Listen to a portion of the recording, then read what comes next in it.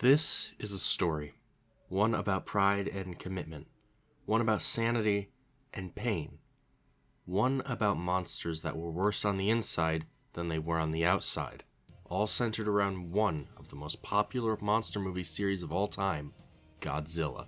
I have a somewhat complex relationship with Godzilla as a franchise, one I'm sure a lot of you will also have. Growing up, I had seen a few of these movies, the many Godzillas that there were, and it became a theme to me that when Godzilla showed up, there would be business. Usually, some other giant monster would get its butt kicked and everyone would be happy again. Thank God. Zilla. But that's just how I saw them growing up. I'm now 21 years old, and revisiting some of these older movies, I definitely get much more of the sentiment that Godzilla is just as much a monster as anything he's fought. And also, a lot of these movies just stunk. Looking at you, Godzilla from 1998. Quick sidebar, can I just mention that this is the only version of Godzilla to ever have visible genitalia on screen, and that ties into the plot of the movie, because she lays eggs?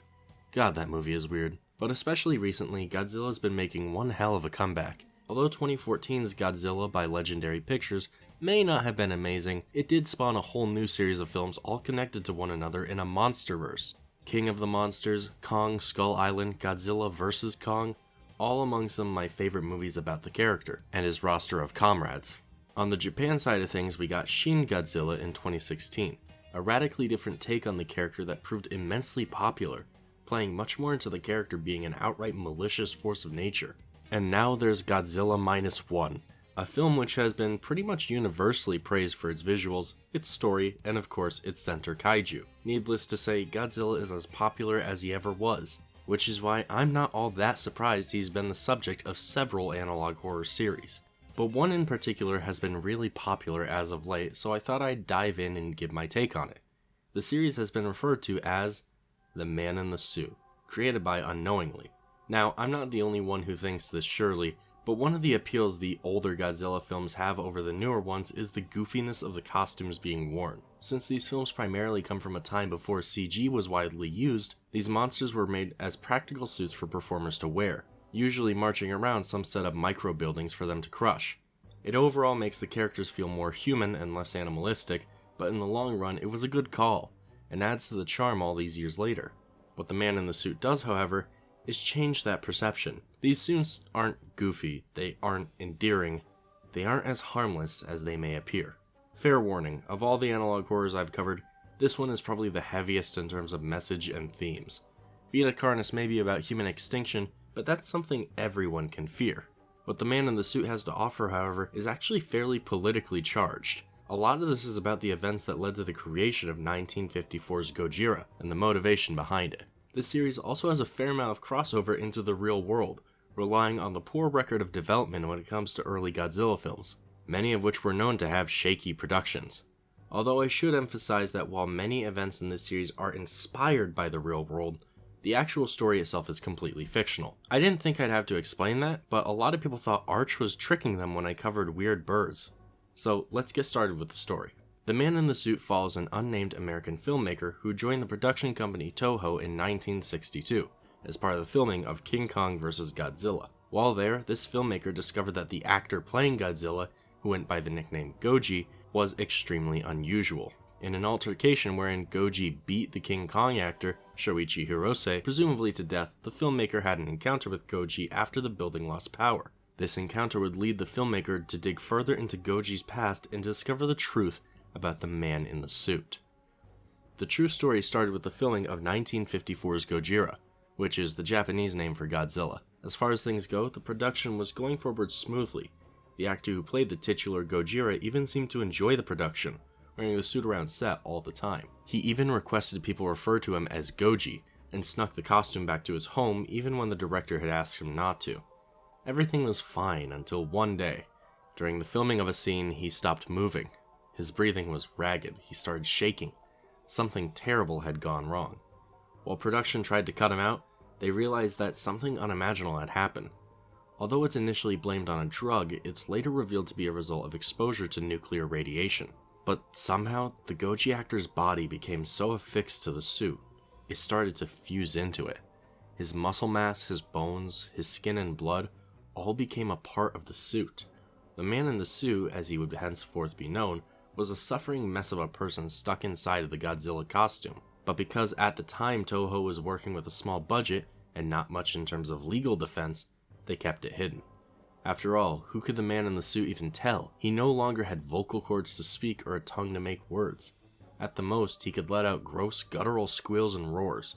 Toho kept him, their dark secret, hidden. What shocked them though was how willing the man in the suit was to come back. And when he came back, he also subscribed because he knew I would hit 50k before the end of the year. Stick around for that. 1955. During the filming of Gigantus vs. Anguirus, as it would be known in America, the man in the suit's behavior was very different. He was fully invested in the character, it seemed, acting as though he was in fact the monstrous titan Godzilla. This was seen as off-putting, even by the Anguirus actor, who would also go unnamed. During a final confrontation, tragedy struck. The man in the suit went off-script. Using the suit's mouth and teeth, he bit into Anguirus' neck, right where the head of the actor was kept. The blood flowed from the wound, and the man in the Anguirus suit fainted from the blood loss. Although production staff tried to get close to him, the man in the suit guarded the other actor's body. What they discovered next was shocking. Similar to how the body of the man in the suit degraded to fill the Godzilla costume, so too did the man in the Anguirus suit. In 1956, an effort was made to extract this actor's body from the suit, but there was no success. Instead, Toho did the unthinkable. They treated him like an animal, prodding him with tasers and teaching him much like how an owner would train a dog. As it stands, that is currently the last we've heard of the man in the Anguirus suit. It's not clear if this actor is violent in the way that Goji was, or if he had any reason to be. In 1958, a similar training regimen was enacted on the man in the suit, as if to try and control his violent urges. The results? Inconclusive to the viewer, although it seems as though they failed. 1962 is of course the filming of King Kong vs. Godzilla. The filming of this particular film ended up being the most unpleasant yet for the man in the suit, particularly in regards to the actor playing King Kong, Shoichi Hirose. For reasons that will be explained later on, the man in the suit had a profound hatred for Americans, and despised the idea of working with them to create this movie. In particular, he found Hirose to be a traitor to his Japanese lineage by representing the American-made King Kong. This aggression the man in the suit had with Hirose would eventually spill into the actual filming. In one scene in the movie, Godzilla and King Kong tumble off a cliff to wrestle in the water. The two actors did as much, but Hirose never rose from the water. The man in the suit drowned him, once again guarding his killed prey. This leads to the encounter that sparks the American filmmaker to find out more about the man in the suit, not knowing his true history or origin. It's worth noting that Hirose is not seen throughout the rest of the series, so it can be assumed that unlike the Anguirus suit actor, he did not grow to fill the suit. 1962 would be a very dense year for the filmmaker, and for the man in the suit. Upon researching what had happened to the man in the suit, the filmmaker contacted a doctor who explained that the man in the suit's strange growth can be described like a cream donut. The cream on the inside occupies all space inside the surrounding pastry, but it's kept separate from it. In the man in the suit's case, he was like a cream donut, only the cream itself was merging with the donut, changing its physiology. His teeth were the suit's teeth. His eyes were the suit's eyes. It all became a part of him. Also during this year, an effort was again made to remove the Godzilla suit from the actual man. There was no pain, and he was willing. However, the mutation was too far gone. The cream filling, as it were, had morphed and changed. He no longer resembled a human. Not really. This image here is the clearest picture we get of what the man in the suit looked like after the extraction. One theory that I noticed that I kind of agree with is that this removing of the suit was really just him shedding his skin. This is what he looked like now. He was no longer the man in the suit, it was more that the suit was the man. And although he was still aggressive, he was still cognizant, intelligent to some degree, at least intelligent enough to retain his hatred for Americans. The filmmaker would receive a tape in the mail sent by the man in the suit. This tape would explain much of his origin, and perhaps most importantly why he became the monster he did. The man in the suit's hatred of Americans stems from the events of World War II. Specifically, the man in the suit lived in Hiroshima with his wife and kids. While he was out for a business trip, the United States dropped nuclear bombs on Hiroshima and Nagasaki in one of the most cruel acts of war ever enacted on the planet. The man in the suit's family was dead. It's unclear, but it seems that despite this, he still returned to Hiroshima. It's possible that the radiation that caused his body to morph and change was a result of nuclear fallout, a phenomenon wherein ash and microscopic particles in the air are still littered with extreme radiation, leading to severe health problems for those exposed to it. The man in the suit's dedication to his role of Gojira is likely tied into the actual film's origin and messaging. His hatred for Americans and his grotesque mutation seems to stem from here. 2 years go by. 1964, the filming of Mothra vs. Godzilla began. This time, Toho would be smart. They relegated the Mothra character to not be another actor in a suit, but instead a puppet. With no human actor on set with the man in the suit at any given time, there would be no risk. However, a mistake was made.